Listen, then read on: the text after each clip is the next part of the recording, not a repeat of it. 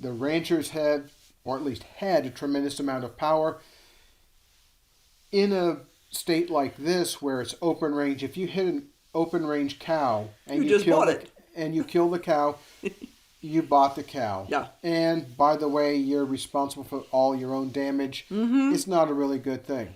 One of the other things you need to really be concerned about is what kind of other services you have. Right. For example, we live about 20 minutes from our smallest unincorporated town, and we live about 35 minutes from a larger incorporated town. We don't have a local police force. We have to rely on the county sheriffs, but there's not a whole lot of them, and it's a huge county. Yeah, we're one of the biggest counties in Arizona, So and we stretch hundreds of miles. So when I talked to the deputy sheriff, I asked him, what do we do if we have a problem? He said, you're on your own. You can count on us being here in maybe 45 minutes if we happen to be in the right place. But otherwise, it could be hours. Yeah. So that's number one. You need to be concerned about, especially if you're coming from the city or suburbs out into rural areas, you need to understand what services that you had that you counted on and you expect to have that you may not have when you get into rural America. Right. So the second thing is be concerned about fire protection. Right. Most of rural America relies on volunteer fire departments, which are great. They train up, they do the good job. But a volunteer fire department is not necessarily a forever thing. In fact, our volunteer fire department went away. The problem with that is you may not be able to get insurance on your homestead. If that matters to you, if you build straight out of cash and you're willing to take the risk of losing everything, it doesn't matter. Right. But if you do care about loss, you need to think about how do I explain my homestead to an insurance company. Right. We did a lot of things that we knew they would like. Fortunately, when we went to get our insurance, we did have a fire department here. There isn't a fire department in town, and they have had a checkered past in terms of whether they will respond out here or not. Sometimes yes, sometimes no. I don't know what the current situation is. There's been change of administration, and I haven't kept up with it. We lost our local newspaper. There's another thing. So we don't have a local newspaper here that gets that kind of information out. So you can read, there's a couple of bulletin boards in town you can read, but mostly, I don't hang around the bar, God save us, no.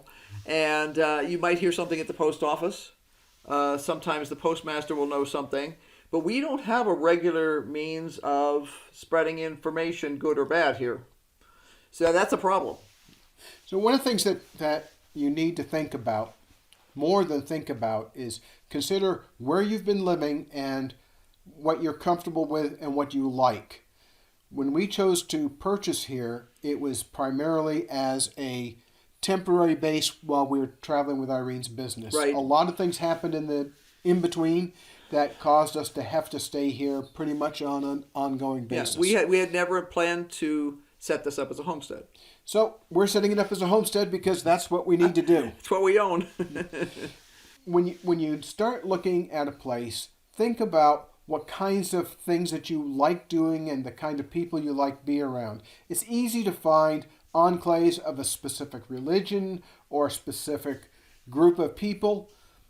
If that fits with your own personal lifestyle, that'll be great. If it doesn't, you could find out that you are very uncomfortable. If you have somebody knocking on your door every week because you're not like them and they want you to leave or they want to make you uncomfortable, well, the good thing about where we live now is that people don't come up our gate. No, the gate's locked. You come through my gate, you better have a real reason. Well, these are just a few of the things that you need to consider when you're looking at property. If I were going to be buying property for a homestead today, I think I'd be looking at Missouri, Arkansas. Or if you don't mind cold, I mean, if the big thing is, people say Arizona, ooh, awesome, cheap land. Yes, land is cheap usually for a reason. You can't make a living here. The cost of living here is high. I mean, literally twice the price. I pay less if I go visit in back when I used to go visit in California. The price of groceries there was half of what I pay here. When we first moved here, one of the reasons why we chose this particular place is because we're halfway to Flagstaff and halfway to Right. Prescott. Both of those towns have sizable universities. Yeah, and stuff like that. Now, what we didn't realize was it was too far. It was too far to either of them. NAU, which is Northern Arizona University, up in Flagstaff, during normal non-COVID times, they would bring in concerts. And they would have all kinds of stuff going on, all kinds of art stuff. There's a couple of very nice museums up there. There's an observatory. There's all kinds of stuff. If the weather's not great, like the wintertime, you don't want to go. well, the problem is you might have to spend the night. And even then, they could close I-40 and you might not get home.